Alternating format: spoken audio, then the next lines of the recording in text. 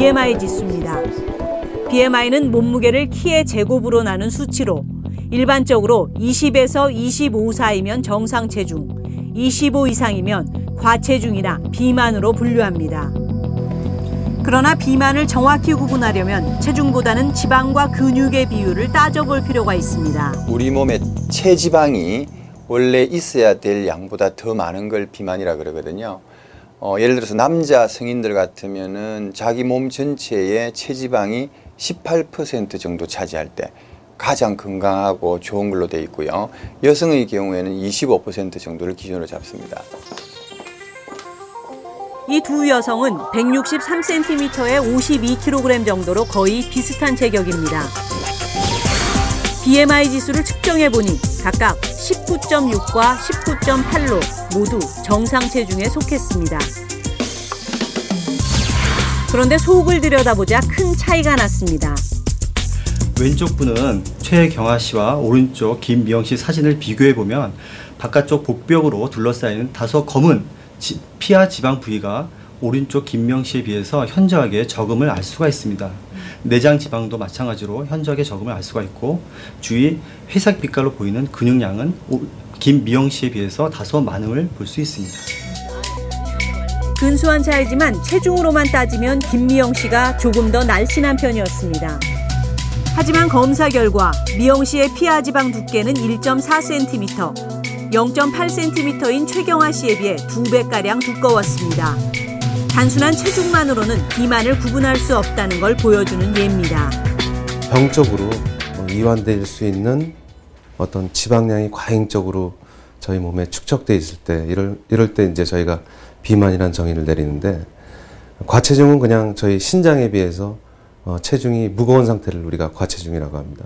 지금까지 사실 우리나라는 아직까지 과학적으로 적정 체중이라는 게 아직 밝혀지지 않았습니다. 더욱 놀라운 것은 상당수의 연구에서 체중 자체는 건강에 큰 변수가 아닌 것으로 드러났다는 점입니다.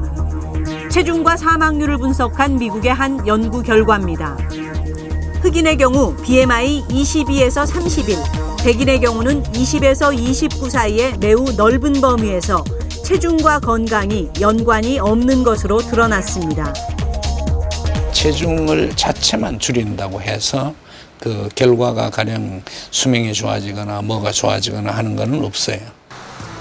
최근 식약청의 조사에 의하면 청소년 10명 가운데 1명이 체중을 줄이기 위한 과도한 다이어트로 식이장애 우려까지 있는 것으로 나타났습니다. 하지만 지방 비율이 높지 않은데도 무리한 다이어트를 하면 우리 몸의 조절 기능만 망가뜨릴 뿐입니다.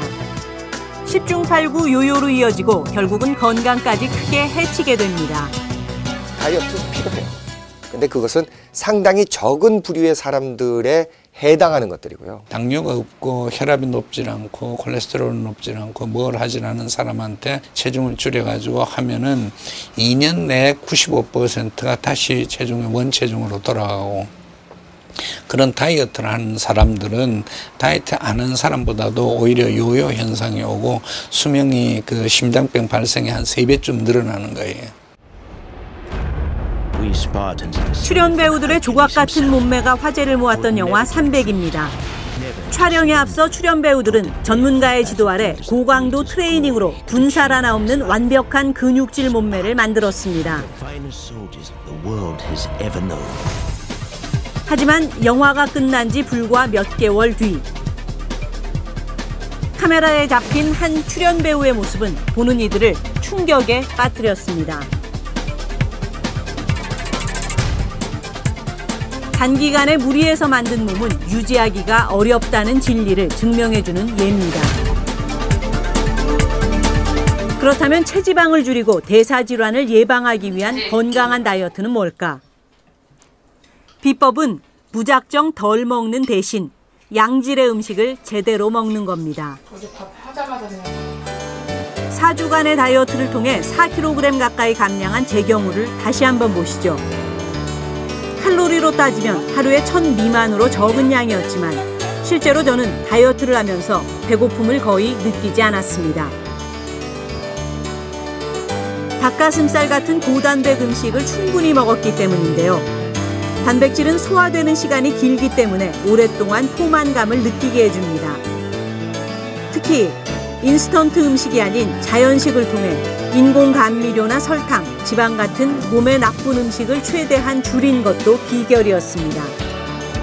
우선 보면 이렇게 내가 뭘 먹고 있는지를 알아야 되기 때문에 식사 일기 같은 거에다가 이렇게 종이 같은 거에다가도 이렇게 뭐뭐뭐를 갖다가 먹었고, 근데 특히 음료 같은 경우에는 그냥 음식이라 생각 안 하고 빠지는 게 있기 때문에 이제 그런 부분들은 좀 잘 적어서 확인을 하고. 전문가들이 권하는 몸에 좋은 다이어트 음식으로는 양질의 단백질과 식이섬유, 오메가3 지방산 같은 것들이 대표적입니다. 닭가슴살이나 두부, 신선한 야채, 생선이나 견과류 등에 많이 들어있습니다. 이런 음식들은 포만감을 느끼게 하는 렙틴 호르몬의 분비를 도와 무너진 체중 조절 기능을 되살려줍니다.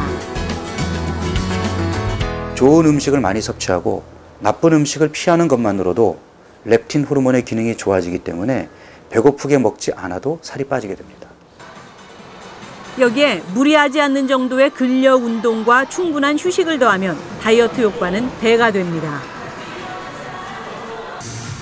근력 운동은 기초 대사량을 높여서 같은 음식을 먹더라도 더 많은 에너지를 사용하게 도와줍니다. 근육세포는요, 1분당 10kcal의 에너지를 쓴다면요, 지방세포는 4kcal밖에 못 써요. 그럼 결론은 근육량이 많은 사람이 기본적으로 쓰는 에너지가 많은 거예요. 그렇기 때문에 더 많이 다이어트가 되는 거예요. 무엇보다 중요한 건 다이어트는 건강하게 살기 위한 평생 프로젝트라는 점을 기억하는 일입니다. 실패하는 이유가 감량됐던 체중들을 갖다 유지 못하고 다시 원상으로 올라가거나 이제 그 전보다 더 많이 올라가게 되는 그런 부분들이 문제가 되는 거기 때문에 유지를, 그러니까 장기간으로 유지를 했었을 때 내 영양학적인 부분이라든지 건강에 문제가 없는 방법들이 뭔가를 찾아야 될 거고요. 혹시 지금 이 순간에도 다이어트를 계획하고 계신 분 계십니까? 만약 건강을 위협받을 정도로 비만하다면 당연히 다이어트를 해야겠죠.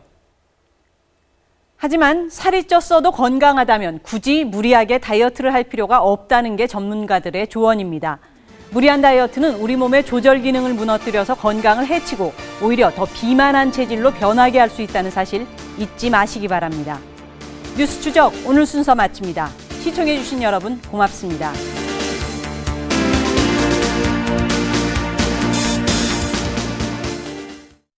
불법 때문에 열고 들어오면 어떡해요?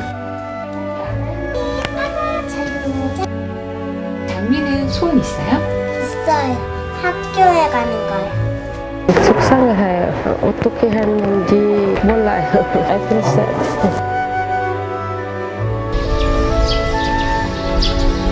친구들 보고 싶고 아빠 보고 싶어가지고 다시 한국에 가고 싶어요.